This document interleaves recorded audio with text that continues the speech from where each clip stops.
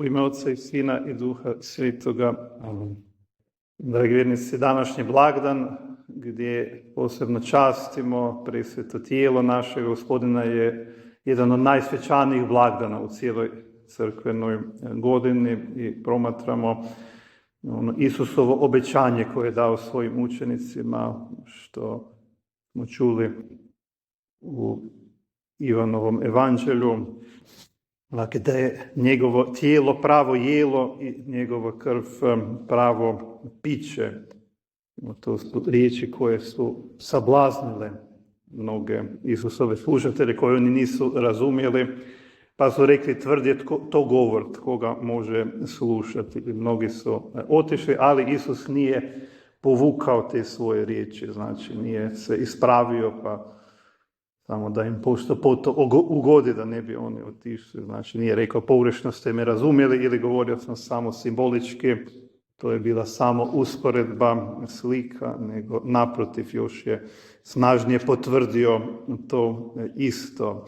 Zato je crkva od samih početaka povijedala bez ikakve dvojbe ili nejasnoće da je ono što se posvećuje na oltaru u svetoj misi nije samo neki simbol koji bi upućivao na Krista, neka uspomena na posljednju večeru, nije samo znak zajedništva, nego sam živi Krist, dakle njegovo pravo tijelo, krv, duša i božanstvo. Znači, moje tijelo pravo jelo.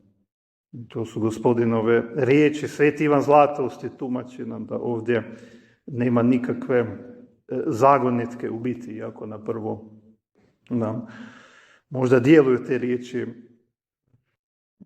otajstveno ili ne postoje jasno, ali dakle, ako uzmemo u onom pravom smislu, kako je sam Gospodin to izrekao, promotrimo ovaj evanđelski odlomak, onda vidimo da tu nema nikakvog prenesenog značenja. Krist govori doslovno, zato kaže moje tijelo pravo jelo i moja krv pravo piće.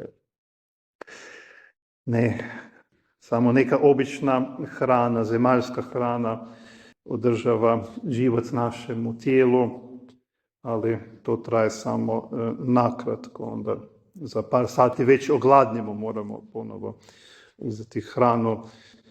Isto tako piće koje može samo na neko vrijeme utažiti čovjekovu žeđu, onda mora opet čovjek uzeti nešto za popiti. I tako sve zemaljsko prolazi, sva zemaljska dobra, ali u ovom sakramentu Gospodin nam daje nešto što nijedna druga zemaljska hrana ne može dati. Život vječni, to nam on obećaje. Dakle, tko jede moje tijelo i pije moju krv ima život vječni. Znači, to on govori kategorički, naglašava, dakle, ne samo hipotetski, možda će imati život vječni ili možda će se spasiti, nego ima život vječni. Znači, sveto pričestje ne samo pomoć na putu prema nebu, dakle, svakako to, ali on je također i već sada početak nebeskog života u duši, odnosno ona jača u nama taj božanski život milosti. I to je smisao i cilj ovog sakramenta koji je Gospodin zato ustanovio da bude duhovna hrana. I vjera u Presveti Otanski sakrament nije samo nešto što bi se moglo ograničiti na teološke rasprave, na teoriju, nego nešto što se očitovalo u životima mnogih svetaca, gdje su oni bili spremni dati i svoj vlastiti život za tu vjeru. No, tako imamo jedan od najpoznatijih primjera svetog Tarzicija, mladog kršćanina koji je živio u prvim stoljećima crkve u vrijeme progona i on je imao tu zadaću, kako je tad bio običaj, da nosi presveti sakrament kršćanima zatvorenima u tamnicama. I jednom je naišao na neugodnost, na putu su ga zaustavili poganski dječaci, mladići, i tražili da im pokaže što nosi. Oni su inzistirali na tome. I slijedi tradicije znao je da ne nosi sa sobom samo običan kruh, nosi je živoga Krista i zato je bio spreman podnijeti svaku neugodnost, u konačnici i mučeništvo dati da ga ubiju, nego da bi dopustio da oskvrnu presveći sakrament. I kada su kršćani pronašli njegovo tijelo, vidjeli su kako ovaj mladi svetac, mučenik, još uvijek grčevito stiskao presveti sakrament na svojim prsima. Zato ga častimo kao mučenika presvetog sakramenta. I promatrajući njegov primjer, postavljamo si pitanje kakav je naš odnos prema svetoj Euharistiji, naše ophođenje prema ovom svetom sakramentu. Može li netko ili po našem ponašanju, izvanskom držanju, doista zaključiti da vjerujemo da je to sam živi Krist? Svjesni smo kakve se sve zlouporabe i svetogrđa događaju danas u modernoj crkvi.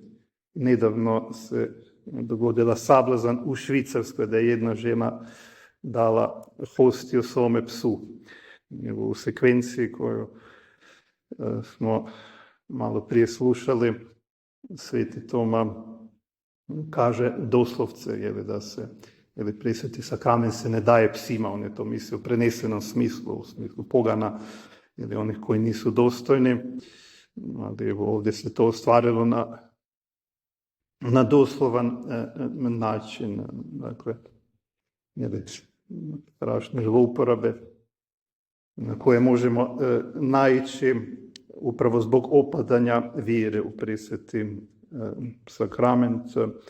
Mi želimo našim kršćanskim životom svjedočiti za našu vjeru. Možda se neće od nas tražiti da trebamo položiti svoj život za vjeru u presveti sakrament kao sveti tradicije, ali trebamo tako živjeti da pokažemo koliko nam ovaj najveći sakrament koji je Gospodin ustanovio znači. Tu vjeru ćemo produbiti promatrajući što se događa kad primamo svetu pričest. Današnje evanđelje nam dakle donosi jednu od najljepših Kristovih rečenica: tko jede moje tijelo i pije moju krv ostaje u meni i ja u njemu. Dakle, Bog s jedne strane želi biti predmet našeg štovanja, poziva nas na to da častimo, da mu se klanjamo, ali ne samo to.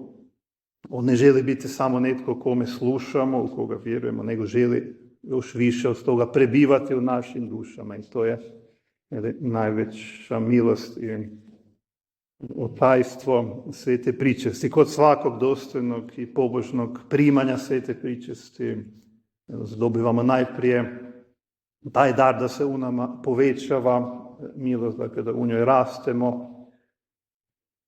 Sveta pričest u nama jača ljubav prema Bogu, pomaže nam da se lakše borimo protiv grijeha, da nam jača tu spremnost, dakle da se odupremo svakoj napasti i postajemo sve sličnije Kristu. Znači, naše duše sve više se obličavaju Kristu, on dolazi naša srca, ne samo simbolično, nego stvarno i sakramentalno. Zato je sveta pričest najdragocjeniji dar koji je crkva dobila od svog Gospodina, ali da bi taj sakrament u nama mogao doista donijeti prave plodove, moramo imati pravo raspoloženje, primiti ga na dostojanstven način.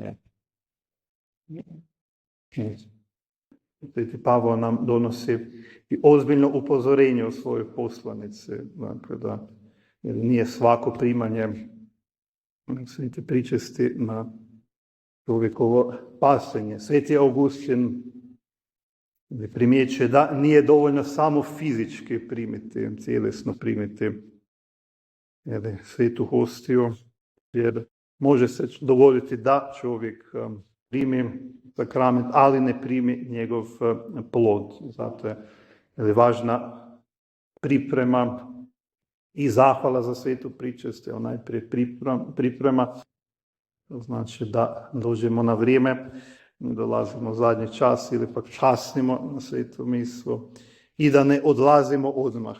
Nakon što je misa završila, treba ostati neko vrijeme u zahvali. To je, možemo reći, sastavni dio jedne zdrave katoličke kulture. Znači, ostati u zahvali za primjenu svetu pričest, a to da većina ljudi odmah napusti crkvu nakon svete mise, to je novus ordo kultura, odnosno nedostatak one prave katoličke kulture i ophođenja prema prisvetom sakramentu. Dakle, najprije moramo biti slobodni od svakog teškog grijeha, jer tada čovjek ne bi primio sveto pričest na spasanje, nego na svoju osudu. To su ozbiljne riječi koje nas sveti Pavo upućuje, jer danas se puno može čuti o milosrđu, u današnjim modernim strukturama, ali ne govori se koji su pravi uvjeti, pravi pojam Božjeg milosrđa. Zato moramo toga biti svjesni, da ako nismo ispravno raspoloženi, ako bi netko bio u stanju smrtnog grijeha, mora najprije ići na ispovjed, mora najprije dobiti oproštenje sakramentu ispovjedi.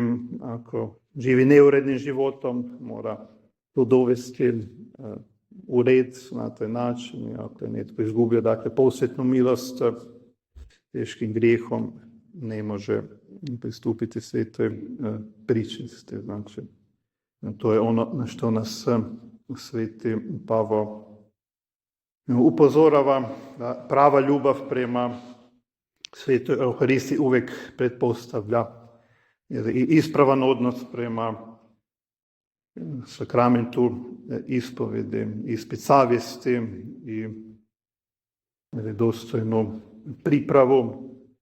Sveti Augustin govori također da je sveta Euharistija sakrament jedinstva. Kao što kruh nastaje od mnogih zrna koja postaju jedno, vino od mnogih grozdova koji postaju jedno. Tako i crkva postaje jedno u Kristu po presvetom oltarskom sakramentu. Zato je sakrament Euharistije sakrament jedinstva koji moramo točno razumjeti. Ne bilo kakvog jedinstva, znači pod svaku cijenu, kako se to danas opet govori, gdje bi se žrtvovala istina na račun nekog prividnog ili pogrešnog jedinstva.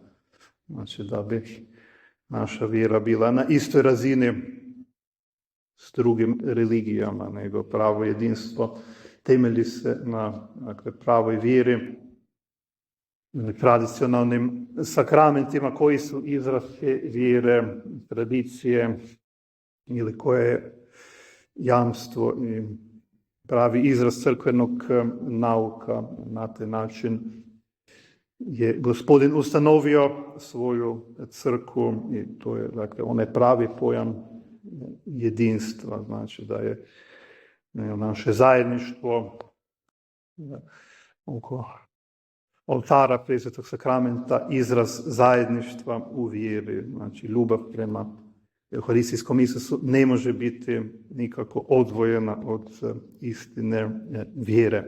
Evo, to ćemo posvjedočiti procesijom koju ćemo održati, doduše. Mi ćemo tu ići po kvartu gdje bi više ljudi moglo vidjeti procesiju nego ovako skromnije, gdje iza i u dvorištu. Opet, evo, i na taj način želimo u nama ojačati vjeru u presveti oltarski sakrament ovim pobožnim običajem koji nije samo to, da nije samo ova puka tradicija, nego javna ispovijest vjere kada pokleknemo pred izloženim presvetim, ispovijedamo da je ondje prisutan živi Krist koji je pravi Bog, dakle Sin Božji, druga božanska osoba. I to je smisao procesije koja se održava na ovaj blagdan, ispovijest naše vjere da je Krist gospodin, ne samo dakle, gospodar nad svojom crkvom, nego riječ Božja po kojoj je stvoren cijeli svijet. Dakle, on je kralj svega stvorenoga, da religija nije samo neka privatna stvar, nego da naša vjera mora zaživjeti i pretočiti se na cjelokupna stvarnost, društvo u kome živimo. Dakle, Krist je naš kralj koji ima pravo, koji polaže zahtjev da vlada u našim srcima, našim obiteljima, konačno cjelokupnom društvu i narodima. Zato možemo u Tijelovu prepoznati i blagdan koji je izraz Kristovog kraljevanja nad dušama. To je milost za koju želimo moliti da bismo ojačali našu vjeru, presveti sakrament, ljubav prema ovom sakramentu, prema svetoj misi, pobožnost prema svetoj pričesti, da na taj način pristupimo i primimo Gospodina. Kad pokleknemo pred presvetim, da si posvijestimo da to nije samo simbol, neka uspomena, nije samo, tako reći, običan posvećeni kruh, nego onaj isti živi Isus koji se rodio u Betlehemu, propovijedao u Galileji, umro na Kalvariji, koji je uskrsnuo od mrtvih i koji sada kraljuje na nebesima, i tako mu želimo iskazati onu čast koju on zaslužuje kao naš Gospodin i Bog. Amen. U ime Otca i Sina i Duha Svetoga. Amen.